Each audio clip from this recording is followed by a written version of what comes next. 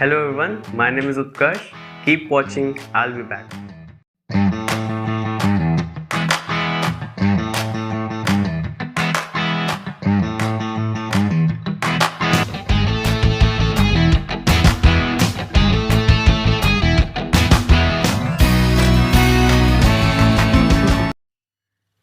Okay तो आज हम लोग बात करने वाले हैं साइकोलॉजी की वर्ल्ड में सबसे खराब चीज़ और सबसे इम्पॉर्टेंट चीज़ के बारे में, जो कि है स्टैटिस्टिक्स एंड रिसर्च। अब रिसर्च मेथोडोलॉजी अपने आप में एक बहुत वास्ट सब्जेक्ट है, ठीक है, टॉपिक है साइकोलॉजी का, और स्टैटिस्टिक्स उसी का ही छोटा सा पार्ट है। तो सबसे पहले समझते हैं कि स्टैटिस्टिक्स क्या होता है, जिसे हम शॉर्ट फॉर्म में स्टैट्स बोलते हैं। तो स्टैटिस्टिक्स और कुछ नहीं है, ये एक सिंपल सी टेक्निक है जिसमें हम अपने जो कलेक्टेड डेटा होता है उनको हम लोग प्रेजेंट करते हैं, एनालाइज करते हैं, ठीक है। मतलब जो हमारा डेटा है उसको हम कैसे रिप्रेजेंट करते हैं, कितने अलग अलग फॉर्म्स में हम उनको प्रेजेंट करते हैं किसी के सामने, तो वो होता है हमारा स्टैटिस्टिक्स। ये सिंपल सा हम लोग कह सकते हैं कि नंबर से रिलेटेड होता है। और रिसर्च मेथोडोलॉजी क्या होती है, वो हम बोल सकते हैं कि स्टैटिस्टिक्स का ही बड़ा भाई है। इसमें वो हर एक प्रोसीजर होता है या टेक्निक होती है जो हमें रिसर्च के दौरान ज़रूरत होती है जिसकी, जैसे किसी भी टॉपिक से रिलेटेड हम कैसे इन्फॉर्मेशन कलेक्ट करते हैं, कैसे उस इन्फॉर्मेशन को हम लोग ऑर्गेनाइज करते हैं और कैसे उन इन्फॉर्मेशन को बाद में एनालाइज करते हैं जिससे हम इन्फरेंसेस ड्रॉ कर सकें, यानी कि थोड़ी सी प्रेडिक्शंस कर सकें, हम लोग पॉपुलेशन में जनरलाइजेशंस बना सकें कि हाँ जो हमारा सैंपल में हमने एनालाइज किया है उसको वो कहीं ना कहीं बाकी पॉपुलेशंस पे भी असर करता है या उतना ही इफेक्ट करता है। तो ये रही बात स्टैटिस्टिक्स और रिसर्च मेथोडोलॉजी की। अब आगे बढ़ते हैं। तो अब बात करते हैं कि कितने तरह की रिसर्च मेथोडोलॉजी होती हैं, कितने टाइप्स की होती हैं। So there are basically two types, descriptive और इन्फ्रेंशियल। अब नाम से ही पता चल रहा है, डिस्क्रिप्टिव मतलब किस चीज़ को डिस्क्राइब कर रहा है, तो सिंपल सा मतलब है। तो डिस्क्रिप्टिव स्टैटिस्टिक्स में हम लोग सिंपली ये देखते हैं कि कितने तरह से हमारा जो डेटा है वो फैला हुआ है मीन के अराउंड में, या कितनी तरह से उसमें वेरिएंस है। तो इसमें डिस्क्रिप्टिव स्टैटिस्टिक्स में हम लोग कौन कौन से टेक्निक्स यूज़ करते हैं, मीन यूज़ करते हैं, मीडियन हो गया, मोड हो गया, स्टैंडर्ड डेविएशन हो गया, एटसेट्रा एटसेट्रा। तो ये सब कहीं ना कहीं डिस्क्रिप्टिव में आता है। तो अब बात करते हैं इन्फरेंशियल स्टैटिस्टिक्स की। अब नाम से ही पता चल रहा है, इन्फरेंस मतलब कहीं ना कहीं हम कंक्लूजन्स ड्रॉ करते हैं, प्रेडिक्शंस करते हैं, जनरलाइजेशंस बनाते हैं। तो इन्फरेंशियल स्टैटिस्टिक्स में हम लोग हर वो चीज़ करते हैं जिसके तहत हम लोग आगे चल के जो भी हमारे सैंपल का रिजल्ट आया वो कहीं ना कहीं हम लोग अपने पॉपुलेशन में जनरलाइज कर सकें। तो ये होता है डिस्क्रिप्टिव और इन्फरेंशियल में डिफरेंस। अब हम लोग बात करते हैं टाइप्स ऑफ मेजरमेंट की, क्योंकि कहीं ना कहीं अगर साइकोलॉजी एक साइंस का सब्जेक्ट है तो कहीं ना कहीं हमें इसमें मेजरमेंट्स की ज़रूरत पड़ेगी। अगर मेजरमेंट्स हमारे पास नहीं होंगे तो हम प्रूव कैसे करेंगे। So there are basically 4 levels of measurement. पहला क्या है, नॉमिनल, दूसरा है ऑर्डिनल, तीसरा है इंटरवल और चौथा है रेशियो स्केल। अब एक एक करके इनको भी फटाफट निपटा लेते हैं। तो नॉमिनल स्केल क्या होता है, नॉमिनल नाम से ही पता चल रहा है किसी को नाम देना है हमें। तो इसमें बेसिकली सबसे लोवेस्ट लेवल का मेजरमेंट होता है जिसमें हम लोग किन्हीं ग्रुप ऑफ पीपल को नाम दे देते हैं, ठीक है। कैसे, जैसे एक हिंदू कम्युनिटी हो गई, मुस्लिम कम्युनिटी हो गई, स्टूडेंट्स का एक ग्रुप हो गया। तो यहाँ पर हमें कुछ पता नहीं चल रहा है, हमने केवल उनको नाम दे दिया है, कैटेगरी में उनको डाल दिया कि ये स्टूडेंट है, हमने टैग लगा दिया, ये हिंदू कम्युनिटी है, ये मुस्लिम कम्युनिटी है, सिख कम्युनिटी है, एक्सेट्रा। तो ये हो गया नॉमिनल। इसमें सबसे लीस्ट लेवल पे मेजरमेंट होता है। उसके बाद आता है ऑर्डिनल लेवल पे। अब ऑर्डिनल कहीं ना कहीं नाम से क्या पता चल रहा है कि एक ऑर्डर होगा, मतलब कुछ बड़ा होगा या तो कुछ छोटा होगा, कुछ इधर ऊंचा होगा या तो कुछ नीचा होगा। तो यहाँ पे हम बेसिकली ऑर्डर की बात करते हैं, रैंक डिफरेंस की बात करते हैं यहाँ पे। जैसे एग्जांपल ले लेते हैं, अगर हम लोग को 100 लोगों को डिवाइड करना हो उनकी मंथली इनकम के बेसिस पे, तो हम लोग क्या करेंगे, किसी को अगर नॉर्मल में रखते हैं तो हम रिच और पुअर में डिवाइड कर सकते हैं। अब मान लो हमने रिच और पुअर का कैटेगरी रख दी है 50,000, ठीक है। तो 50,000 से ऊपर वालों को हम लोग रिच मानेंगे, 50,000 से नीचे वालों को हम लोग पुअर मानेंगे। बट यहाँ पे 50,000 से नीचे किसी की 40,000 भी हो सकती है, किसी की 25,000 भी हो सकती है, और 50,000 से ऊपर में किसी की 1,00,000 भी हो सकती है और किसी की 51,000 भी हो सकती है। तो यहाँ पे कहीं ना कहीं हम लोग केवल 2 पार्ट्स में डिवाइड कर दे रहे हैं, रिच पुअर, अमीर गरीब। यहाँ पे कोई भी हम लोग को एग्जैक्ट डिफरेंस नहीं पता चल रहा है कि कितना अमीर कितना गरीब। यहाँ पे केवल हमें क्या पता चल रहा है, बड़ा है छोटा। तो ये होता है सेकेंड ऑर्डर ऑफ मेजरमेंट, जिसको हम बोलते हैं ऑर्डिनल।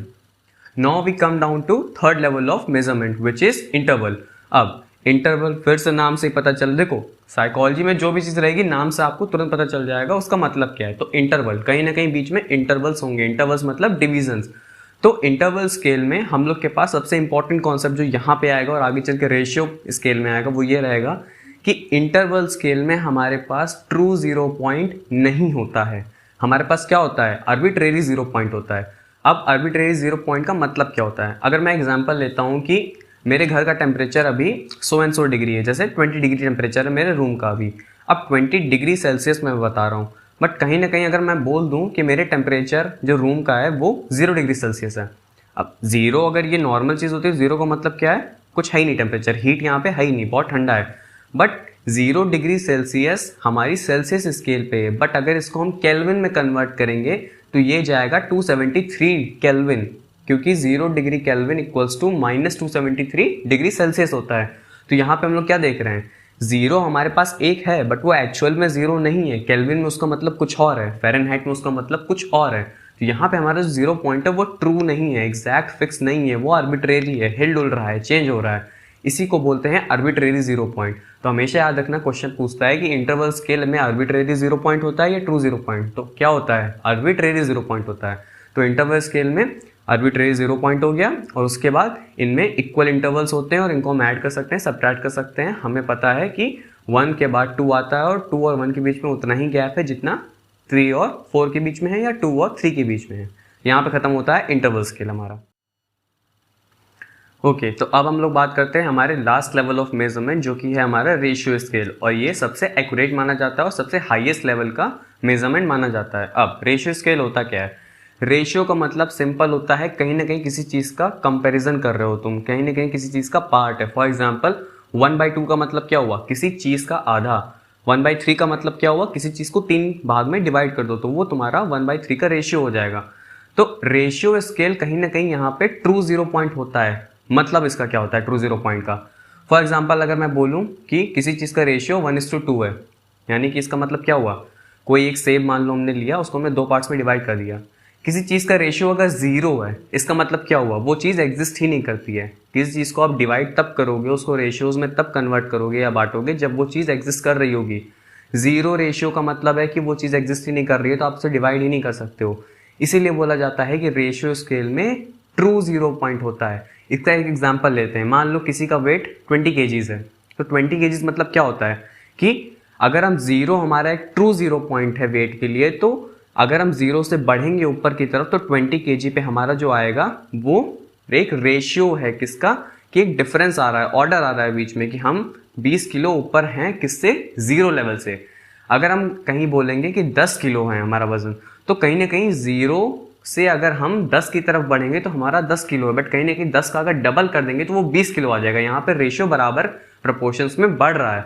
तो इसीलिए बोलते हैं कि रेशियो स्केल में हमेशा ट्रू जीरो पॉइंट होता है। अगर किसी का वेट 0 kg है, इट मीन्स कि उसका कोई वेट नहीं है। यहाँ पे 0 से नीचे कुछ नहीं जाता है, माइनस में किसी का वेट कभी नहीं हो सकता है, ठीक है। तो इसीलिए बोलते हैं कि रेशियो स्केल का हमेशा ट्रू जीरो पॉइंट होता है, और इंटरवल स्केल में आर्बिट्रेरी जीरो पॉइंट होता है। वहां पे हिलता डुलता रहता है, यहाँ पे फिक्स है, जो है यही है, इसके नीचे कुछ नहीं है। अब यहाँ तक तो बात हो गई। अब ले लेते हैं एक और कंफ्यूजिंग टर्म की, जिसमें सब लोग कंफ्यूज होते हैं, जो कि है हाइपोथेसिस। अब हाइपोथेसिस किसी से पूछ लो तो रटा टटाया आंसर दे देते हैं। The tentative answer to any problem is known as hypothesis, या किसी भी क्वेश्चन या प्रॉब्लम का एक जो प्रोबेबल आंसर होता है, जिसके ऊपर हमें रिसर्च करनी रहती है, वो हाइपोथेसिस होती है। यहाँ तक तो सब बता लेते हैं। अब यहाँ पे क्या आता है? Types of hypothesis.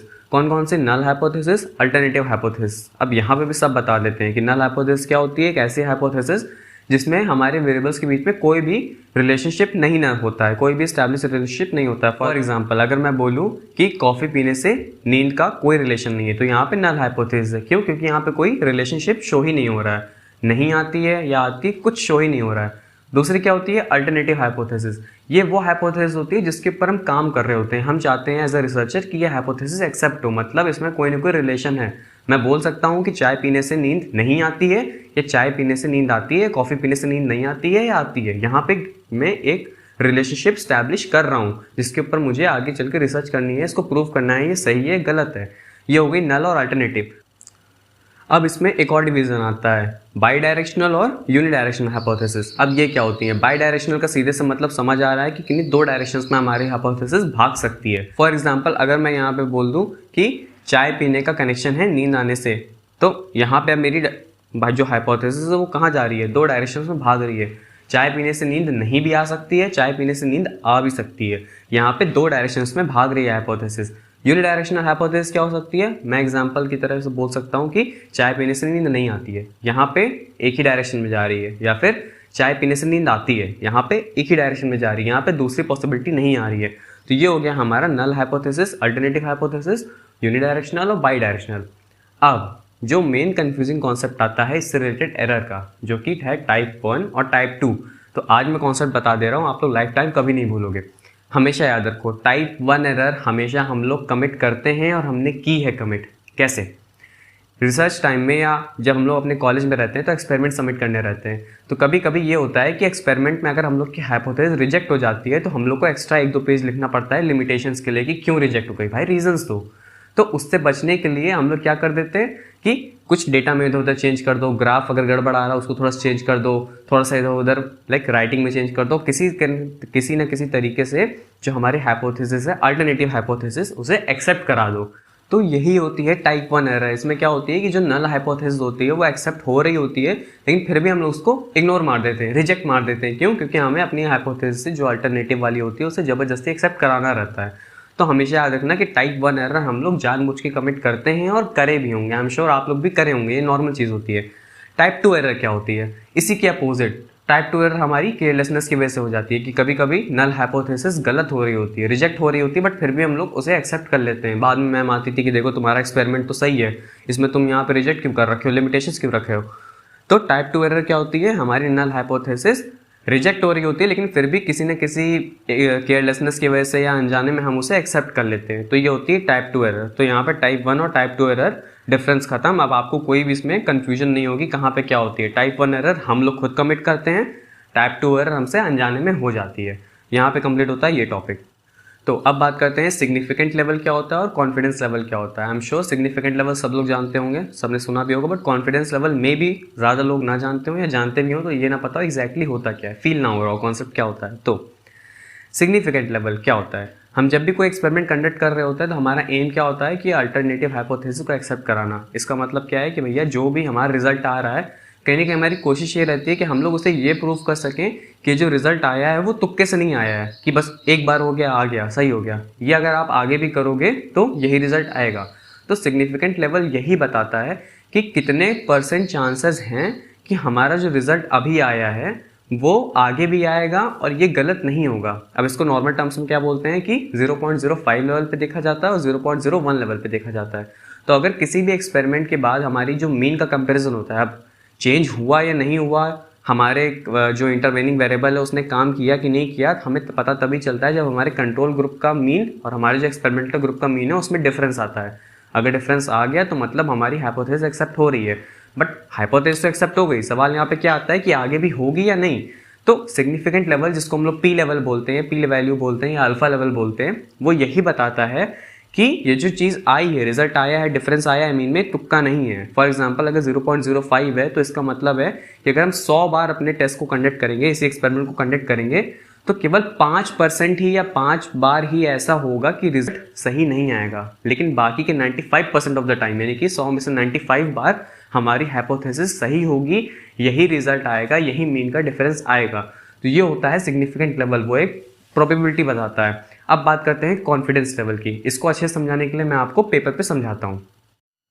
अब मान लो एक एग्जांपल लेते हैं, मान लो ये लाइन है, इस लाइन को एक एज्यूम कर लेते हैं, और यहाँ पे जो हमारा डेटा सैंपल है वो ऐसे ऐसे हमारा ये वेरिएबल ऐसे ऐसे, यहाँ पे ये हो गया, कुछ यहाँ पे हो गया, कुछ ऐसे हो गए, कुछ ये हो गए, कुछ यहाँ पे, ये सब हमारे डेटाज हैं, मतलब इंडिविजुअल ये लोग हैं। मान लो यहाँ पे 100 लोग का पॉपुलेशन है हमारा, तो ये इंडिविजुअल यहाँ पे लोग ऐसे हमने एक लाइन पे इनको बना दिया। अब कहीं ना कहीं आप लोग को पता है कि इस पूरे जो हमारा डिस्ट्रीब्यूशन है इसका मीन मान लो कहीं ना कहीं यहाँ पे आ रहा होगा, ठीक है, कहीं ना कहीं इसका मीन यहाँ पे होगा, इसको हम लोग m कर लेते हैं। अब कॉन्फिडेंस लेवल बताता क्या है? कॉन्फिडेंस लेवल ये बताता है कि जो भी हमारा सैंपल आया होगा, मान लो हम लोग यहाँ से एक रैंडमाइज सैंपल उठा लेते हैं, ये उठा लिया, ये उठा लिया, ये उठा लिया, तो हमारे पास एक रैंडमाइज सैंपल आ गया ये 3 का। तो हमारे पास कितना है? 100 है मान लो, या इसको छोटा कर लेते हैं, मान लो 10 है। तो 10 में से हम लोगों ने 3 अपना सैंपल उठा लिया। तो हम लोग सैंपल किस बेसिस पे लेते हैं कि कहीं ना कहीं ये जो इनकी कैरेक्टरिस्टिक्स होंगी वो कहीं ना कहीं हमारे पॉपुलेशन की कैरेक्टरिस्टिक्स से मैच कर रही होंगी, उनको रिप्रेजेंट कर रही होंगी, इसलिए सैंपल को रिप्रेजेंटेटिव सैंपल बोलते हैं। तो जो इसका मीन होगा हम लोग ये मान के चलेंगे कि कहीं ना कहीं वो इसका मीन भी होगा, बट हम कैसे श्योर हो सकते हैं? तो यही बताता है हमारा कॉन्फिडेंस लेवल या कॉन्फिडेंस इंटरवल। तो कॉन्फिडेंस लेवल क्या बताता है कि जो भी हमने सैंपल लिया है उसका जो मीन होगा वो हमारे ओरिजिनल पॉपुलेशन मीन के क्लोज ही होगा। फॉर एग्जांपल 95% अगर कॉन्फिडेंस लेवल किसी चीज़ का है तो वो 95% प्रोबेबिलिटी ये है कि हमने जो भी सैंपल उठाया है उसकी जो कॉन्फिडेंस इंटरवल होगी, मतलब मान लो 30 से लेके 40 उसकी इंटरवल है, इसमें 30, 31, 32, 33, 34 सब होंगे ऐसे। तो कॉन्फिडेंस इंटरवल मान लो हमारा 30 से 40 है, तो यहाँ पे ये बताता है कॉन्फिडेंस लेवल अगर 95% हमारा है कि 95% चांसेस हैं कि हमारा जो पॉपुलेशन का मीन है वो इसके और इसके कहीं बीच में आ रहा होगा। तो इससे हमें क्या पता चलता है कि जो हमने सैंपल उठाया है वो एकदम परफेक्टली रिप्रेजेंटेटिव है हमारे जो हमारा ओरिजिनल पॉपुलेशन है। हम यहाँ से भी उठा सकते थे तो लेकिन यहाँ पे का जो मीन होता वो यहाँ से बहुत दूर होता मीन, ठीक है, दिख रहा होगा। बट अगर हम लोग कॉन्फिडेंस लेवल को भी एनालाइज करें तो वो हमें यही बता देता है कि जो भी हमारा मीन यहाँ पे है पॉपुलेशन का वो कहीं ना कहीं इसमें आएगा जो हमने लिया है। तो ये होता है बेसिकली कॉन्फिडेंस लेवल का कॉन्सेप्ट। तो आई होप आप लोग को आज सारे कॉन्सेप्ट क्लियर हो गए होंगे। आप लोग अब लाइफ में कभी भी टाइप 1 और टाइप 2 एरर में कंफ्यूज नहीं होंगे। टाइप 1 एरर क्या होती है, जो हम लोग खुद कमिट करते हैं, जानबूझ के करते हैं, और टाइप 2 एरर क्या होती है जो हमसे बाई चांस या अनजाने में हो जाती है। नेक्स्ट वीडियो में हम लोग ये बात करेंगे कि स्टैंडर्ड डेविएशन में जो हम लोग फॉर्मूला में नीचे डिवाइड बाई n करते हैं कहीं पे और कहीं डिवाइड बाई n-1 करते हैं। अब इसका क्या कॉन्सेप्ट होता है, बहुत ज़्यादा कंफ्यूजिंग टॉपिक है बट बहुत ईजी टॉपिक है, तो टेंशन मत लेना, आराम से सब सॉर्ट आउट हो जाएगा। तो मिलते हैं नेक्स्ट वीडियो में, तब तक के लिए टेक केयर।